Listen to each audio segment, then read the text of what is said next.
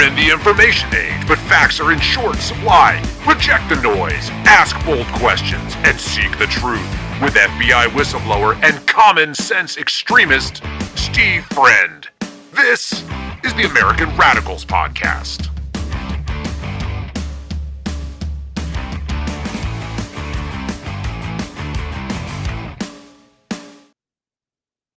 It is the American Radicals Podcast. It's Tuesday, April 28th, 2026, and today we're going to talk about how ICE continues to back off on the deportation arrests. The DOJ wants to protect its lawyers from some accountability at the state level. There is zero accountability for Big Pharma pertaining to the coronavirus vaccinations, and government is looking getting into the discount airline business. So let's get after it.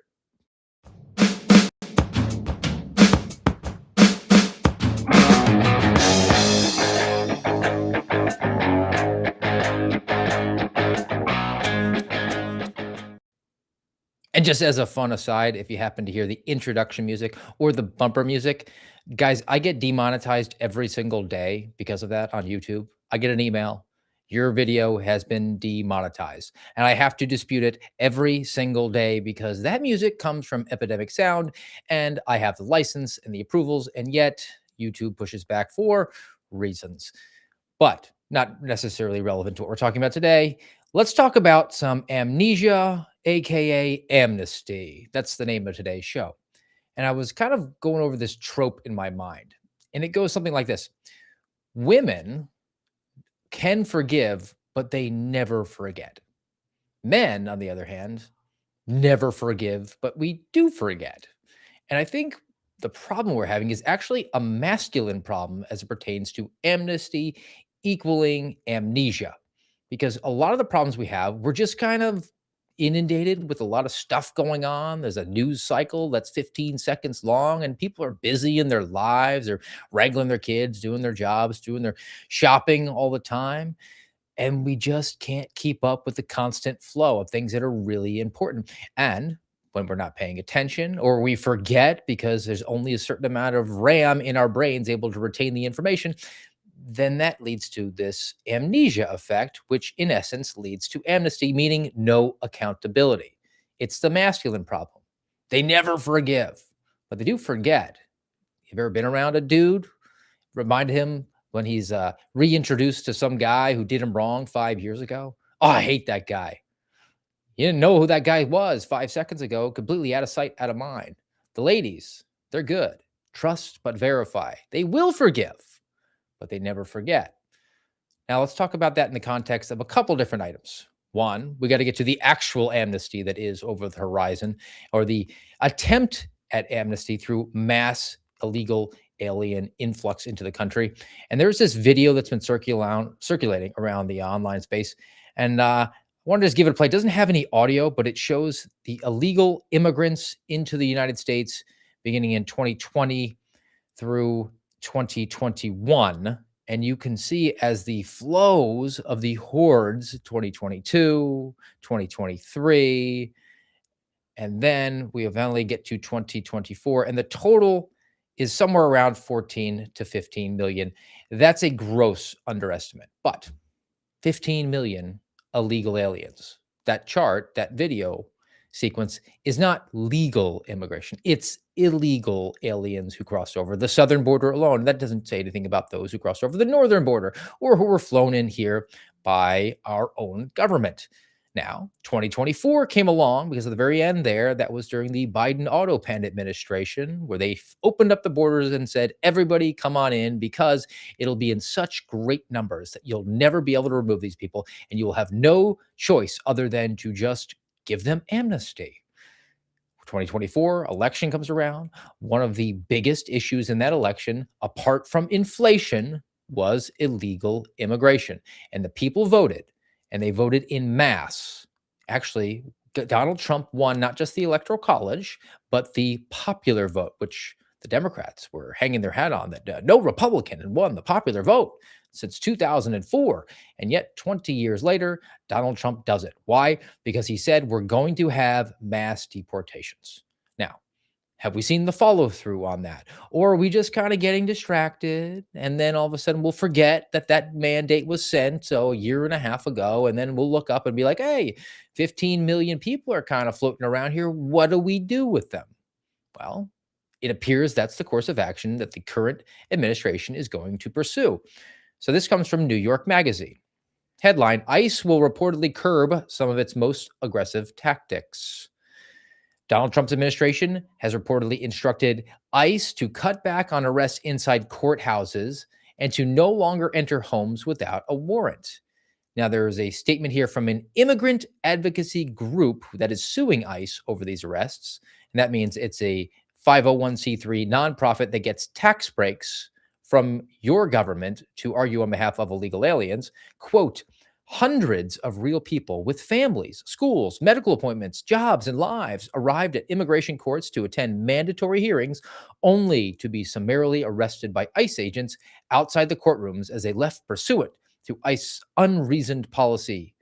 Further quote, absent limitations on who ICE will arrest, each and every non-citizen must now make a choice. And they go into blah, blah, blah. They have a choice. They can either show up for their immigration hearing, or they can hide in the shadows. And if they show up to the immigration hearing, they could get arrested by ICE. And if they hide in the shadows, then they could get arrested by ICE.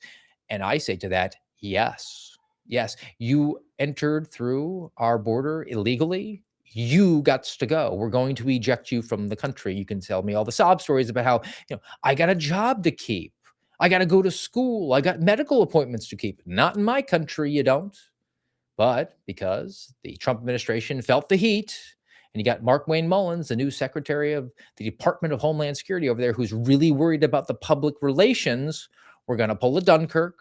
We're going to pull back from cities like Minneapolis and say, well, we have to declare victory here, even though we're leaving 100,000 illegal aliens in the state of Minnesota.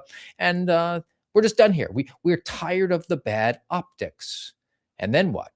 I mean, absent limitations on who ICE will arrest, there should be no limitations. You can spare me the due process concerns about you. They have an administrative warrant. They haven't gone to a judge. You know who doesn't have constitutional protections? The Fourth Amendment guarantee that you have to get probable cause, that a particular person at a particular place has to be run through a judge and demonstrate that in order to gain access to that. You know who doesn't have those protections? Illegal aliens. I don't know why we have to worry about the civil liberties of people who aren't worried about our social compact, which they demonstrated when they illegally entered our country. And, you can tell, again, all the sob stories. We go into them all the time here on the American Radicals podcast. Abuela, she's missing her leg because of the diabetes, and a great-granddaughter working 3 jobs under the table for some Chamber of Commerce Republican, and we can't separate the families. And I always say, nope. March them down, Trail of Tears style, to the southern border, the exact opposite of what that video showed, and then position some 18-year-olds atop some Humvees with some 50 cals and don't allow them to come back. That's the only way we're going to achieve it. If that sounds harsh, if that sounds cold, inhumane, I don't care. They're not part of our country. They're not part of our social compact. They get to go. That's the way that the process works, the due process that they're owed. And I continue to also hammer that we need to have a counter narrative for all the sob stories. And now they're leaning really heavily into the service members, saying, well, this sergeant, he's been in the Army for 27 years and he's married to an illegal alien. And do you want to do that to somebody who's laid it all on the line and defended the country against all enemies, foreign and domestic? Well, if you marry an illegal alien, I don't think that you're qualified to be in our military anymore, because you're providing aid and comfort to an enemy of the country. But that's for a conversation on another day. The counter narrative. For every one of those sob stories, there's something else. So maybe you're getting a little bit of a amnesia. Maybe the softer touch is something that you would prefer. You just don't want to think about it. Hey, they've been here through no fault of their own. They're contributing to this country, Steve. Why are you so harsh? Why are you demanding a Trail of Tears? Maybe I need to reorient you. So let's do just that. A random attack at a Southside park over the weekend has a San Antonio mother in shock. Her 3-year-old daughter is recovering tonight from wounds from a total stranger. It all happened Saturday at a spotted park while Gabriela Perez and her family were fishing. That's when a man appeared out of the woods and began punching Perez and grabbing her by the hair, causing her to drop her daughter. That's when it is said the attacker started biting the little girl's face. Perez says it was a scene out of a horror movie. I think whenever he was, like, everybody was already there, I got up and I was like, this is a zombie movie. Like, what the heck? Villas was tackled by onlookers and held until police arrived. He is charged with injury to a child with intent to cause bodily injury. Good Samaritans. And they go on in this news point to say, we don't know. The police aren't so sure of what led to the attack. Well, it doesn't matter really. I mean, it could be some mentally disabled person. It could be somebody who's under the influence of some illicit narcotics, or maybe he just mixed up his meds. What I'm concerned about is who this person is. So a follow-up, an update to this story, it comes from the Department of Homeland Security, where Markwayne Mullins is uber scared about doing the hard thing and removing illegal aliens. Headline: ICE takes enforcement action against Indian illegal alien who barbarically attacked mother and young daughter in Texas park. That's right. He bit the 3-year-old on the face. His name is Vyas, V-Y-A-S. He entered the country in August 2023. Oh, during that video sequence, and he came on a student visa. But just 3 months later, he was arrested at the University of Texas for felony assault. So August, 3 months later, puts us into December of 2023, healthily into the Biden auto pen administration. He's now been arrested at that point for felony assault, but University of Texas police, when they contacted ICE, the Biden administration determined that this crime was, quote, not egregious enough to warrant visa revocation and decided to take no enforcement action against our bad guy, Vyas. So that enabled him to remain in the country for another 2.5 years and then violently attack an innocent American mother fishing with her 3-year-old daughter and try to chew the face off of the toddler. So spare me again the sob stories about Abuela. I'm worried about the American citizen who was almost eaten by a zombie. We could stay on the illegal alien stuff, but a different story entirely from City Journal, which is hammering the state of California for different frauds, and in this case, subsidizing the illegal alien invasion. And again, we can't have amnesia because if you looked at a calendar, 2026 is here. We're in the middle of a midterm, but just a couple years away, we're going to have a presidential election cycle. And Governor American Psycho, Gavin Newsom, is running, and he's going to be the front runner. So let's not forget what he has done in the Golden State. From City Journal, headline, how Gavin Newsom subsidized the migrant invasion. And I'm going to have to take a little bit of umbrage with City Journal. Illegal alien invasion, City Journal. Come on, do better, guys. It's $1 billion. $1 billion to an army of nonprofits that has encouraged unchecked numbers of migrants, illegal aliens, to enter the country, fought their deportation orders, and sent street protests against ICE. So we've got 3 elements. We're going to facilitate their arrival to the country. When they get here, we're going to fight with the system to keep them here. And then finally, we're going to push out the street animals to go out and attack ICE to generate the bad PR that will galvanize the Markwayne Mullins of the world to say, you know, we probably shouldn't be going and doing these mass deportations. Can we just forget about it? Can we just go after the worst offenders? And, you know, I mean, he bit the face off of a little kid, so I guess that guy will qualify. But we certainly don't want to go after the wife of a service member, even though she's been in the country illegally for the last 10 years and has had every opportunity to gain her citizenship with the United States of America. No, we don't want to separate those families. So a little bit of the details about the organizations here that City Journal went into through quite a bit of research. Al otro lado, and if my high school Spanish stays, it means to the other side. So they're just telling you on its face what they do. Nonprofit, they've been awarded a couple $1 million from California since Gavin Newsom took office. They help the illegals enter the U.S., and they provide legal guidance, and they actually put supplies along the routes OCONUS outside the United States. They go to the trails that the illegal aliens use and leave them water, food, and essential supplies, completely providing aid and comfort to enemies of the country. They got $2 million in California. There's another group, Oasis Legal Services. So once they're here, we got to give them some support as they go through the deportation services court hearings. There's this one group, Oasis Legal Services. They provide help to queer and trans immigrants and help them navigate immigration relief and benefits. Their CEO, his name is Adam Chang. He says he believes that homosexual audacity is their superpower, and they support a whole bunch of people coming here with HIV. In fact, 1 out of 5 of their clients are HIV positive. So we're not only going to provide them legal service and help facilitate their arrival from lands unknown, but we're going to bring in a transmittable disease 20% of our clients have because they have, what does he say? Homosexual audacity, and it's a superpower. Now, $100 million also went to different nonprofits that fight the deportation orders. And he goes into the one that's called Immigrant Defenders Law Center. They got about $7 million from Gavin Newsom. And they represent thousands of legal aliens in deportations.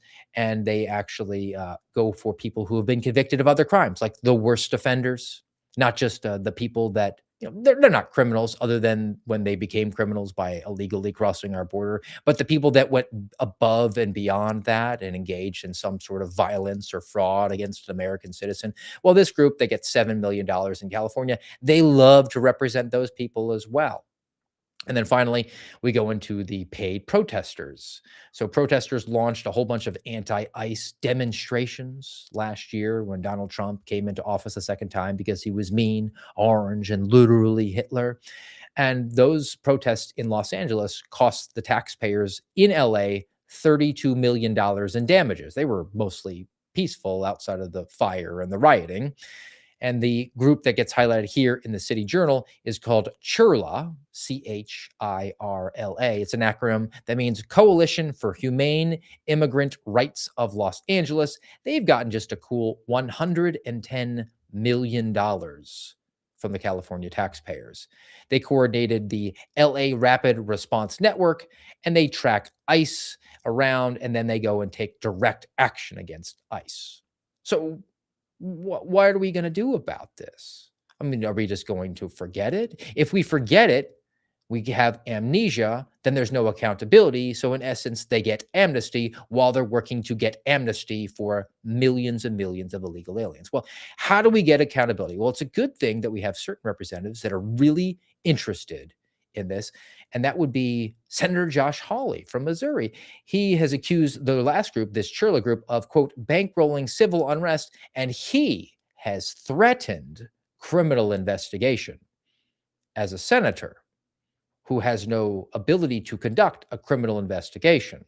So just empty words. But, that's not really a surprise coming from the good senator from Missouri because, he came out with something else, and this comes from his own website. Headline, Hawley introduces bill to strip pensions from members of Congress convicted of sex crimes. This was done in response to Corey Mills, my representative here in Congressional District 7, in the land of milk and honey that is Florida, where woke and winter go to die. But apparently Corey Mills, as a carpetbagger, can commit some domestic violence infractions and actually be credibly accused and convicted in a court of law, and yet still continue to serve in the United States Congress. And the Republican Party doesn't call a guy like, I don't know, @real Steve Friend to see if he might be interested in taking that seat. But this is what Josh Hawley has presented. It's the No Pensions for Congressional Predators Act, and it's going to prohibit members of Congress convicted of felony sex crimes from receiving their federal pension. Currently, members of Congress forfeit their pension if they're convicted of certain felonies, but that doesn't include sex crimes because only the best people go to Congress, which I guess is probably the reason the Republican Party doesn't call me to find out if I'm interested.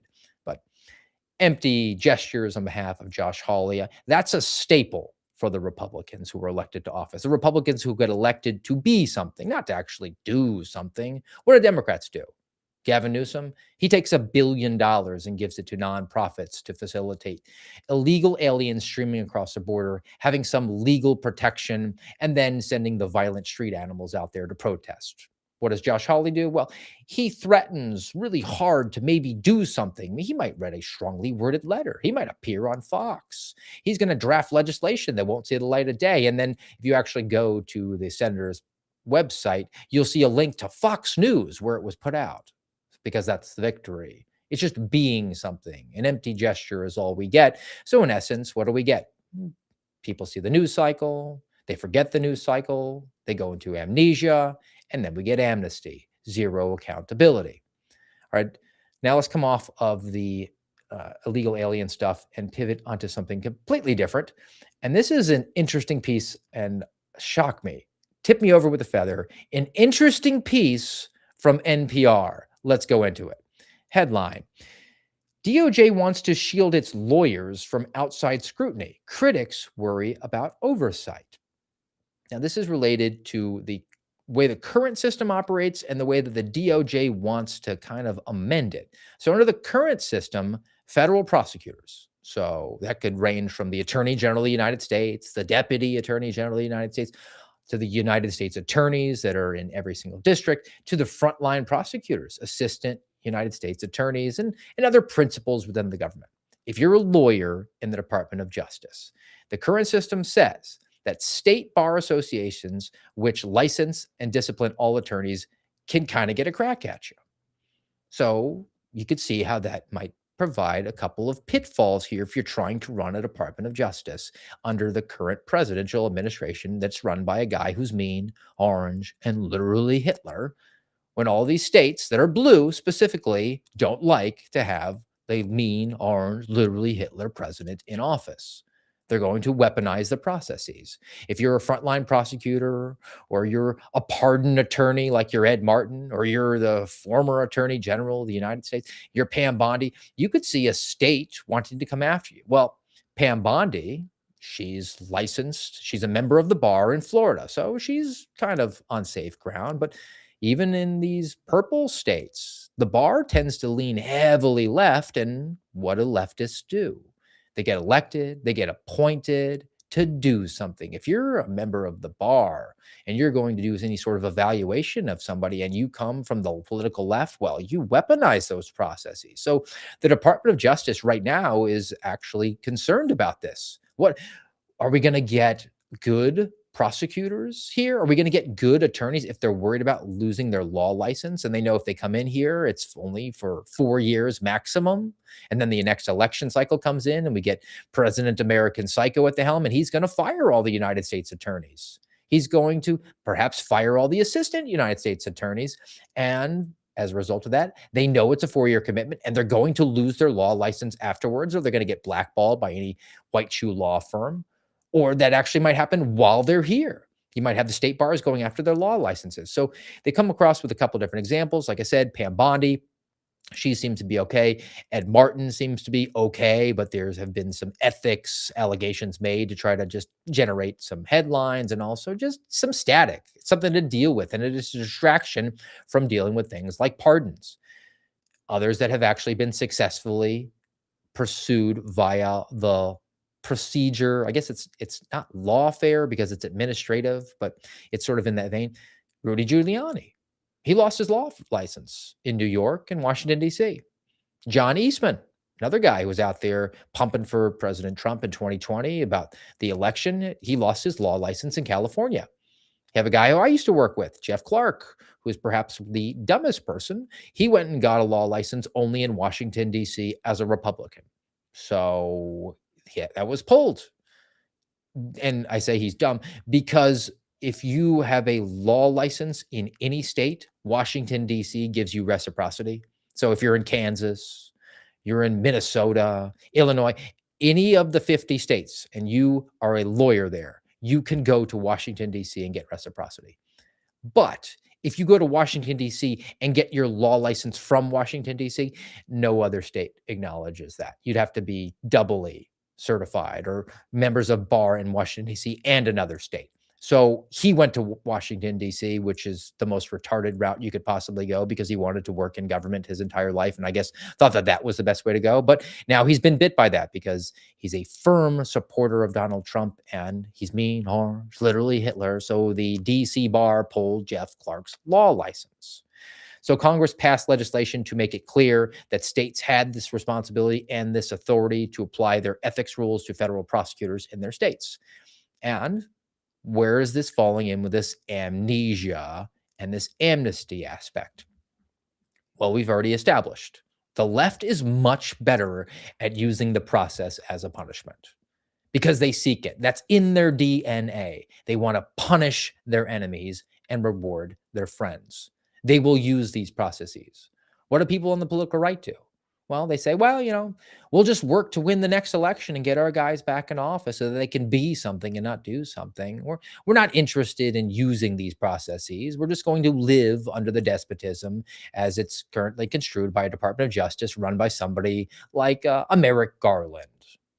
We'll live with Eric Holder at the helm because they're going with the old antiquated notion that, well, tit for tat. Sometimes they're in charge, sometimes we're in charge. Whereas the communists say, we're going to use the ring of power when we have it. And when we don't, we're going to use every single administrative processes that we can to hinder and impede and throw up as many roadblocks as we can, and then also punish our enemies.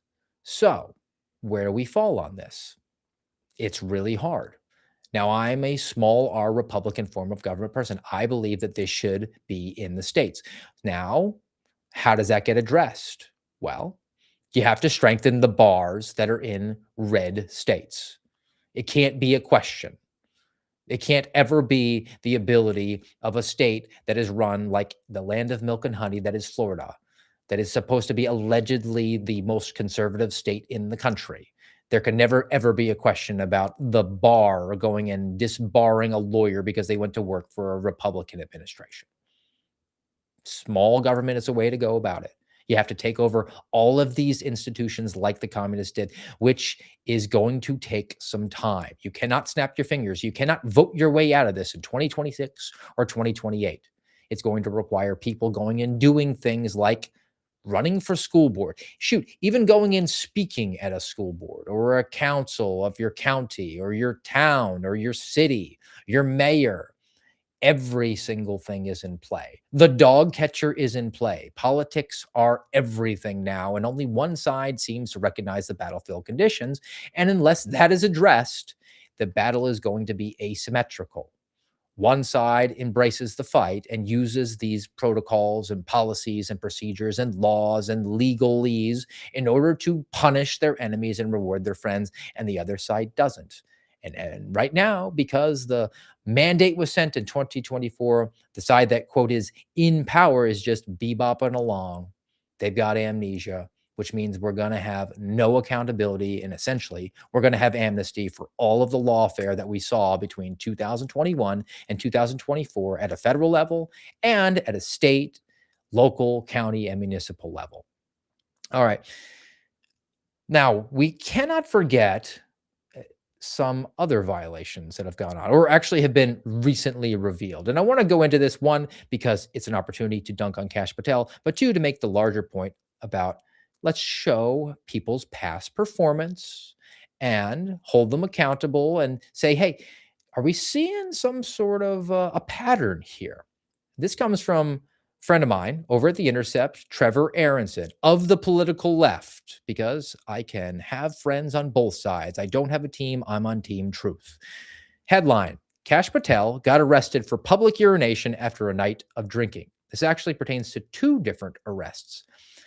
Letter obtained by The Intercept was part of a Patel's personnel file at the Miami-Dade Public Defender's Office. One incident was talked about 2005, so over 20 years ago.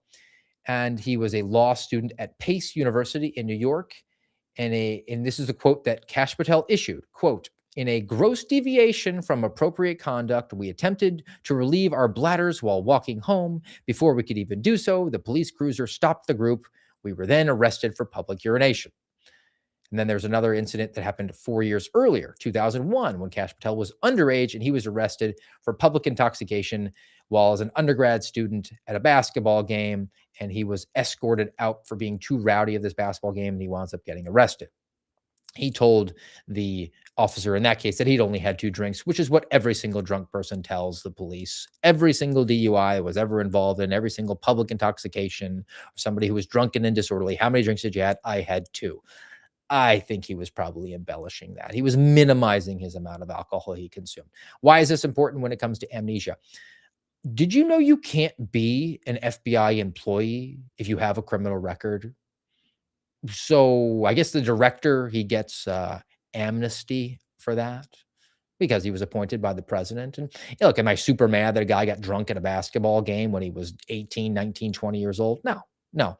But it does show a pattern, because we had the recent revelations coming out from The Atlantic a couple weeks ago, where Kash Patel felt that he had to drop a $250 million lawsuit to defend his honor and keep his job so he could keep flying on that private jet. And that piece said how Kash Patel was drinking on the job. And they also had the further evidence a couple months ago from Milan, Italy, when the FBI director flew at taxpayer expense, about $75,000 when it comes to the airplane expense only, nothing about the protective detail. He flew over under the guise of meeting with his counterparts in Italy to do cyber stuff. Meanwhile, he just went to a couple of hockey games and then used and abused his position to get into the locker room and put a gold medal around his neck and party with a bunch of half-naked men because #MeToo doesn't apply to the FBI director. We're seeing a repeated pattern. Has he changed his course of action here? Well, there was a little bit of accountability 20 years ago. I mean, he had to pay a fine. He got it on his record, but really, he became the FBI director. So was there actually accountability? If I had been arrested for that when I was in undergrad or had gone to graduate school and had something similar happen, I would have been disqualified from the FBI, but no accountability. So are we learning anything? No, in fact, we have amnesia. And as a result, we got amnesty for a guy who wound up being a douchebag in charge of America's $11 billion preeminent premier law enforcement agency. Now, on that, I want to kind of pivot and kind of go into something that's kind of parallel to that. But before we do, guys, I do want to encourage you all, if you haven't already on the American Radicals podcast on YouTube and Rumble, do please give us a nice thumbs up and a follow and a subscribe and leave some comments in there. And if you also wouldn't mind, head on over to Spotify at AmRadPod. We'll drop the episode there after we get done today. Should, 1 o'clock Eastern time. And give us a nice follow there as well. And if they choose to actually run an ad, I'll give you a heads up. I'll run it right about now. And if not, we will just soldier on. So a parallel story, talking about amnesia and amnesty. There is no greater example than when it comes to all things coronavirus. So let's first kick it off with this piece I saw over from Reuters. And then we'll talk about how it related to the federal government. And not just that, because we all sort of lived through it and have been encouraged to forget about it. Headline, exclusive, Pfizer, BioNTech halt United States COVID vaccine study after recruitment struggles. I guess people haven't forgotten that the safe and effective gene juice wasn't so effective and it wasn't so safe, and they're not down to sign up for a study. So Pfizer and BioNTech told Reuters that they had informed the FDA about their intent to halt their vaccine study, saying that they didn't have enough people. They were aiming to get between 25,000 and 30,000. And Moderna, a different manufacturer from Big Pharma, they're running a similar study, and they're also having a hard time enrolling enough volunteers. Now, here's from Reuters, because they're of the political left, and they're all in for shooting that gene juice into your arm. Only about 18% of Americans received the booster during 2025-2026. And according to CDC, as the virus continues to cause tens of thousands of deaths each year, if that's true, where's the death ticker? And it's estimated between 8 and 12,000 among adults between 50 and 64. And yet, BioNTech and Pfizer hope that you forget that they weren't able to recruit enough people to conduct a study, because when it comes to actually asking the FDA to authorize the further boosters. They're going to say, yeah, we just couldn't do a study. So, Senator, can you still approve it? And what do you think will happen when you have the Josh Hawleys of the world who are there to just be something, and the others from the political left, allegedly, who are there to do something, the Chuck Schumers of the world, the Nancy Pelosi's, those sorts that get elected to do something? It'll just sail on through, won't it? Now, how does this parallel to the Department of Justice, to the FBI? Well, I remember, because I don't have amnesia, a particular executive order related to the coronavirus vaccines. It was Executive Order 14043. I remember it because I typed it out every single day, because I asked for an accommodation, a reasonable accommodation. I did not want to have the experimental gene juice shot into my arm. I asked for a religious accommodation. I asked for a medical accommodation. When it came to the medical accommodation, I actually took time off of work, drove across the state of Florida to a doctor who would actually write the letter to say that Steve doesn't need this because he's had coronavirus. Look at his blood work. And I presented that. And I asked for a reasonable accommodation. And what happened within the FBI when I did that? Well, they just took note of every single person who asked for a reasonable accommodation. No accommodations were provided, but they had their list. They had their man, they had their woman, and now they just had to look for a crime, because every single person who was run out by the FBI under Chris Wray, under Merrick Garland, under Joe Biden, the auto pen, was somebody who was unvaccinated against coronavirus.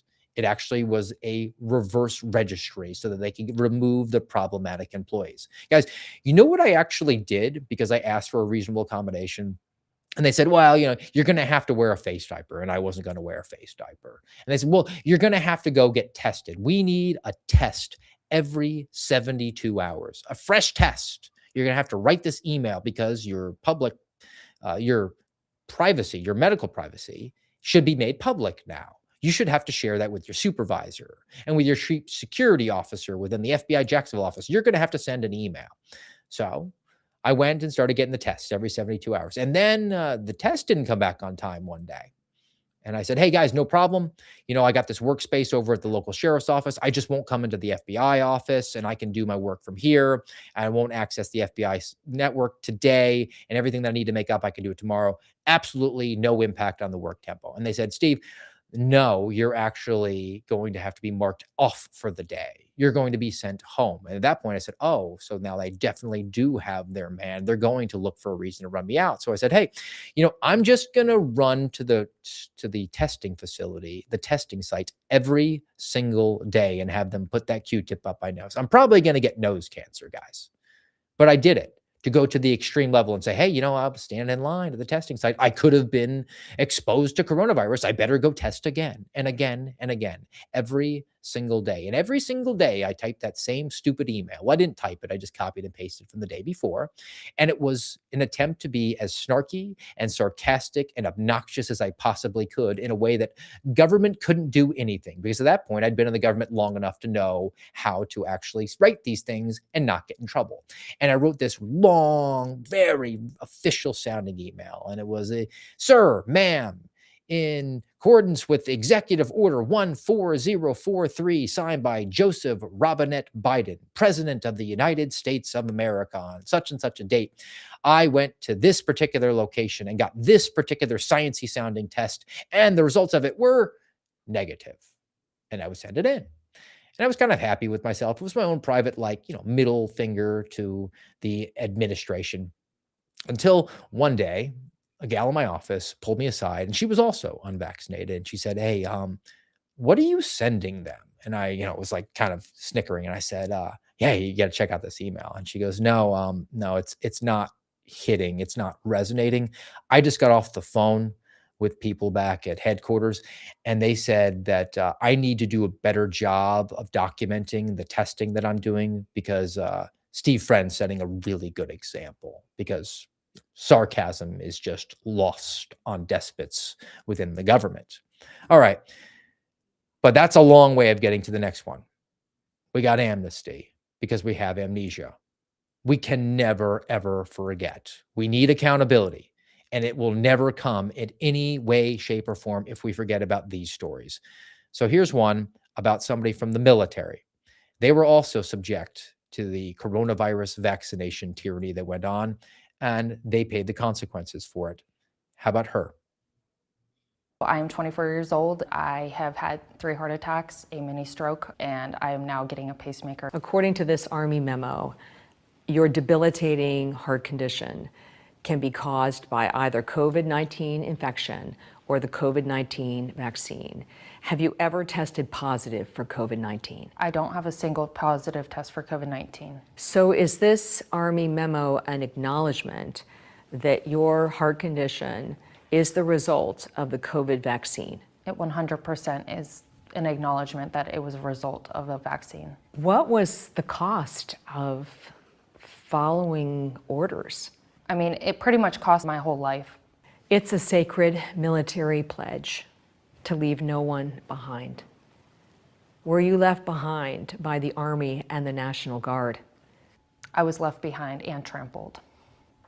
They watched it, they came back, walked all over me, and then left again. That's a very serious charge. I'm very serious when I say it. Remember that whole thing when the Secretary of War, Pete Hegseth, came out and said, we're going to do right by these people? Where's that? Nothing. No progress. It was just really good for clicks online. Got a couple of headlines and some sympathetic news sources. What happened for that woman? She's young. She's in her 20s. She's had 3 heart attacks. Where's justice for her? Well, I mean, we just really need to have an amnesty for coronavirus, Steve. Come on, they got to just follow orders in the military. They get vaccines for all this other stuff. Well, aside from the whole policy points where they're not supposed to take experimental vaccines, they absolutely do not have to. I mean, they just have to follow orders, Steve. Well, what about the private sector? I mean, most people in this country don't work in government service, as big and bloated and over the top as our government is. Most people work in the private sector. How about elite athletes? How about people who are the tip of the spear as far as being healthy? They have access to some of the best medical practitioners in the country. You would think that when they have their jobs that are being invested in by millions and millions of dollars, like, they would only get the best treatment. Well, you would be wrong. How about this one from the Highwire? Headline: Chicago White Sox sued for mandating COVID-19 vaccine causing permanent nervous system disorder.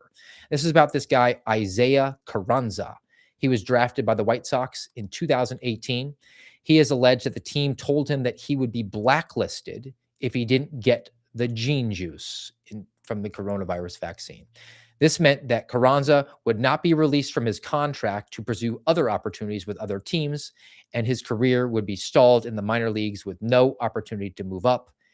He experienced extreme dizziness, nausea, near fainting, wildly fluctuating heart rate. Shortly after receiving the Pfizer vaccine, his team dismissed these symptoms and said that he was just dehydrated and probably just nervous because he was a rookie.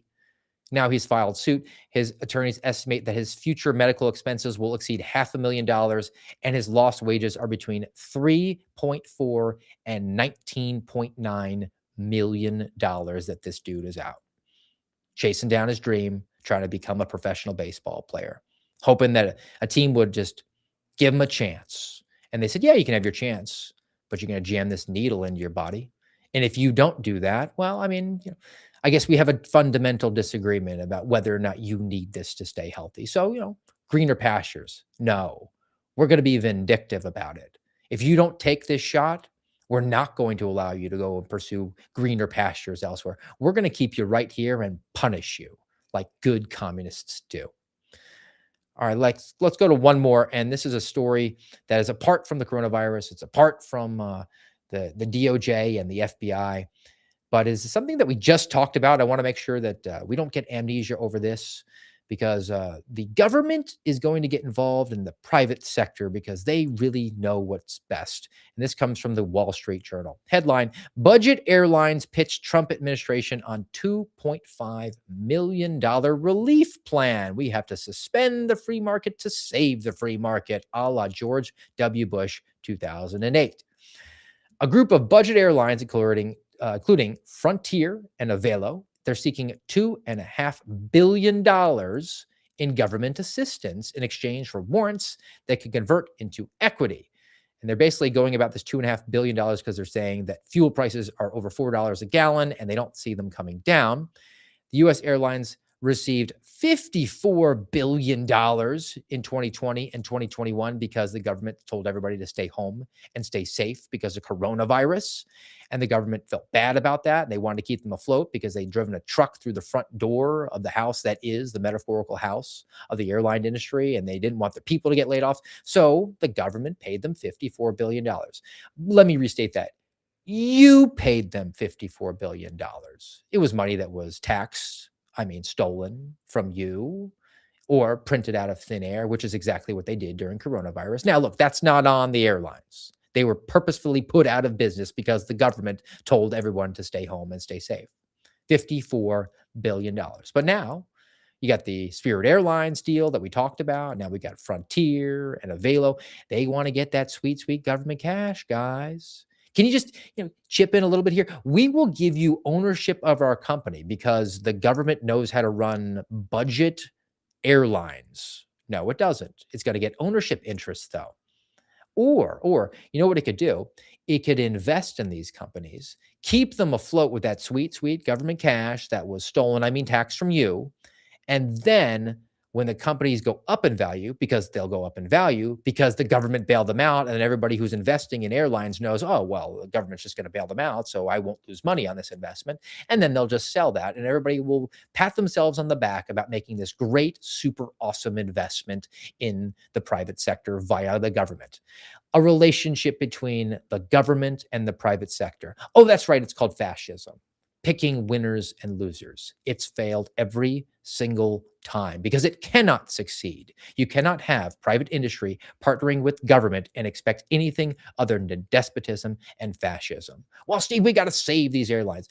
No, you don't. You let them fail because they made terrible managerial decisions. And then somebody in the private sector with the capital and the ideas will scoop up those resources and make something better. That's the way it works. Otherwise, you're California, run by Governor American Psycho, Gavin Newsom, out there saying, we don't want to do any controlled burns here. We're just going to let that dead brush lay there. And then when it catches on fire, it's going to burn down a huge, gigantic, important American city. Again, downstream consequences, failure to think because you feel bad for the workers. So we're going to make those workers government employees because when the government owns it, it's government employees. That'll go really well for us. No, it won't. And yet we continue to forget about it every single time. Those golden parachutes that made us all want to puke in 2008, they'll happen again and again and again because nobody is ever held accountable for their poor managerial decisions. They're just bailed out by the government. Oh, and that means by you. Can't forget about it. If you forget about it, then that's tantamount to amnesty. And when you have amnesty, there's never any accountability. All right, guys. That's it for the day on the American Radicals podcast. So I want to say thank you all for joining us here on a Tuesday, but I'm not going to leave you without a fun palate cleanse. Unrelated, just some savage baby replies. Kids do say the darndest thing. So let's give this a play, and then we'll send you off on your day. What are you doing, buddy? Shut up, I'm Grandpa. Oh my.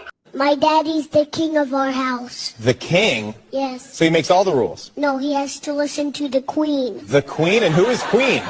My mommy. Ha! She decides everything. Are you pregnant? What? I'm a boy. I can't be pregnant. I'm copying Dad.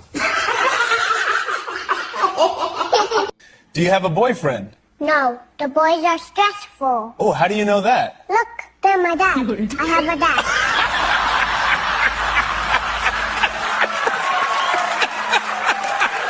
dad. If you spill juice, who do you call? My dad. Why? He cleans quietly. That might be the best answer I've ever heard. Yeah. When we spill, we don't want mom to find out. All right, guys. Thanks again for joining us today on the American Radicals podcast. Plan to be back with you tomorrow, noontime here on YouTube and Rumble at AmRadPod. And until then, have a great day.